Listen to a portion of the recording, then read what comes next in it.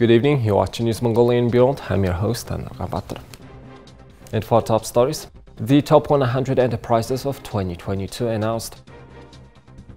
United States launches new grant program to advance clean energy in Mongolia. Massive bus renovation project set to transform 800 vehicles this year. And for the news, stay tuned.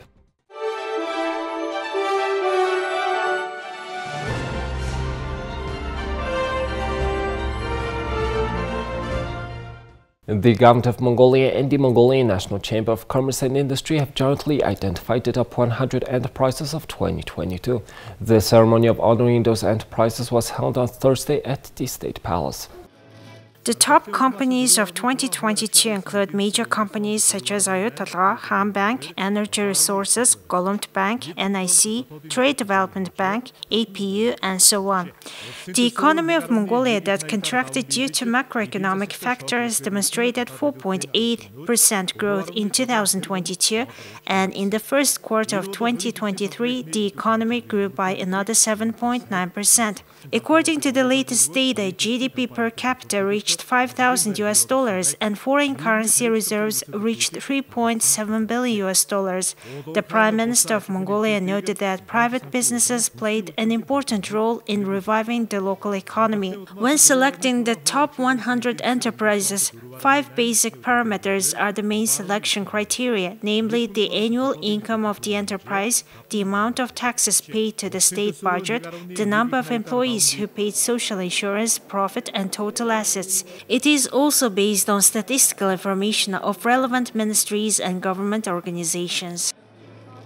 On Wednesday, May 17th, the United States Agency for International Development launched the Mongolia Energy Research and Innovation Fund, or MERI, a small grants program to bolster Mongolia's economic growth by facilitating the transition to clean energy. The grant program is part of United States Agency for International Development's 5-year, $12 million Mongolia Energy Governance Project, which is assisting Mongolia in developing a more resilient and sustainable energy sector. Through the project, USAID is working with key government and private sector partners to develop a more competitive and financially sustainable energy sector that will increase economic competitiveness and create a more stable and secure domestic energy supply and develop more renewable energy projects. Through the grant program, USAID will provide grants to eligible think tanks, consulting firms, non-governmental organizations, private companies, research institutions, and other relevant organizations to implement new ideas to support energy sector transition. United States Agency for International Development has a long history of working with Mongolia's energy sector. USAID's first program in the early 1990s provided emergency assistance to repair one of Ulaanbaatar's key power plants to avoid possibility of catastrophic shutdown during the winter months. USAID also helped develop energy laws that enabled further development of the market and assisted in the establishment of the Energy Regulatory Authority, now the Energy Regulatory Commission. During the visit to Seoul, South Korea, the governor of the capital city and mayor of Ulaanbaatar, Samyatar, met with the Tmoney Company, a leading payment system company, to discuss future plans. They announced the introduction of 800 new public transport buses in Ulaanbaatar city this year. A memorandum was signed to upgrade the bus payment system to electrify and integrate taxi services. As part of these developments, the U-Money card will be expanded to cover taxi services and bus parking. The discussions focused on implementing strategies to modernize Ulaanbaatar's transportation system, ensuring efficient and sustainable public transportation options for its residents. At the e-policy level, addressing the taxi service is a crucial issue in Ulaanbaatar city. A well-functioning city taxi service should meet standard requirements, adhere to safety and traffic regulations, safeguard citizens' right to safe travel, establish designated locations, and prevent various crimes. Considering these aspects, I think that Ulaanbaatar city should prioritize the improvement of its taxi service as an integral part of its policy. However, at the policy level, it's essential to foster collaboration with the private sector and provide support to enterprises participating in domestic tenders announced through government policies. Presently, to avoid technical and technological challenges for our citizens, the majority of rolling stock for fleet renewal is imported as a significant step in this direction. Today we have signed a Memorandum of Understanding with Tmoney. This memorandum covers not only public transport buses, but also future inclusion of taxi services, along with the introduction of a multi-generation or swing transport service in 2024. Going forward, the payment system will expand beyond electronic cards and incorporate various payment methods, including a technological solution that allows citizens to pay with their mobile phones. After 7 years since the introduction of our payment system for public transport, we have sold over 3 million cards. On a daily basis, approximately 1,400,000 people use travel payment cards. Today, the mayor of Ulaanbaatar is visiting Seoul, where our investor had the opportunity to learn about the operations of the Tmoney Company and organize a meeting. Previously, individuals used NFC-supported cards for travel payments. However, in the near future, a new service will be introduced, enabling payments through various methods using only mobile phones. During our meeting, we also discussed potential collaboration in this area. Thank you for staying with us. Now let's take a look at the currency exchange rate provided by Mongol Bank.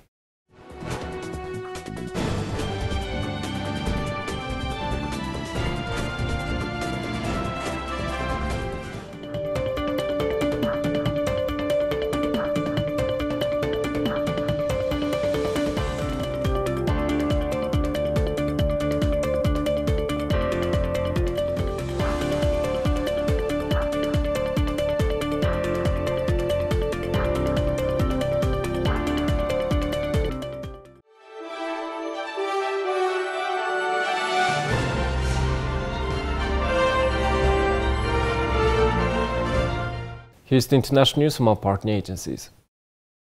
Japanese Prime Minister Fumio Kishida kicked off his Group of 7 summit diplomacy by meeting with the US President Joe Biden after his arrival at military base near Hiroshima on Thursday.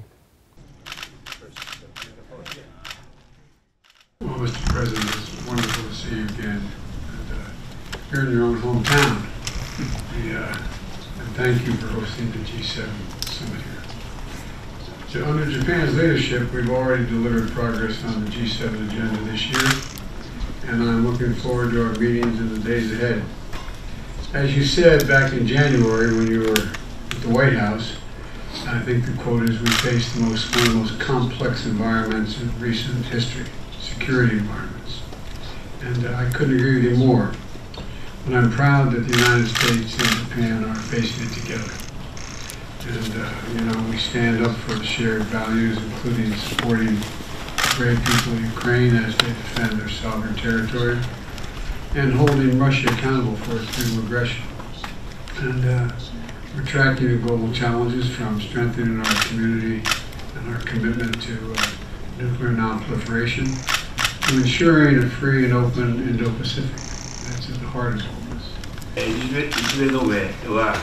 The Japan-US alliance is the cornerstone of peace and stability in the Indo-Pacific region. The Japan-US relationship is not limited to security, but is multi-layered and strong in all areas. I welcome the rapid progress in Japan-US cooperation. Today with you, I would like to make the final arrangements regarding the Hiroshima Summit. At the summit, I would like to demonstrate the unwavering determination of the G7 to hold the free and open international order based on the rule of law that both Japan and the United States advocate for. Kishida reiterated that the U.S.-Japan bilateral relations are a cornerstone of peace and stability in the Indo-Pacific region. He said he hoped to demonstrate the unwavering determination of the G7 to uphold the free and open international order based on the rule of law at the Hiroshima Summit. World leaders began arriving in Hiroshima on Thursday for the meeting in the western Japanese city that was the site of the world's first atomic bomb attack, with Russia's war in Ukraine expected to be high on the agenda. European Union Council President Charles Michel arrived in Hiroshima on Thursday, head of the Group of 7 Leaders Summit. Leaders of 7 of the world's most powerful democracies are expected to strongly condemn Russia's war on Ukraine while pledging their continuing support for Ukraine. They will also focus on Beijing's escalating threats against Taiwan and ways to reduce economic and supply chain dependency on China. To address the rise of developing nations, including many former colonies of Western powers, they will offer more support in health, food security, and infrastructure to develop closer ties. United Kingdom Prime Minister Rishi Sunak arrived in Japan for a meeting of G7 nations with the war in Ukraine high on the agenda. After touching down in Hiroshima on Thursday, Sunak paid a visit to the JS Izuma, a ship that can carry helicopters and fighter jets, which are able to take off and land vertically. He was then scheduled to hold a bilateral meeting with the Japanese Prime Minister Fumio Kishida. During the talks, the pair were expected to announce a series of new agreements on issues including defense, trade and investment, technology and climate change. Sunak's office said the G7 includes Japan, the United States, the United Kingdom, France, Germany, Canada and Italy, as well as the European Union. Is the weather forecast of all major cities.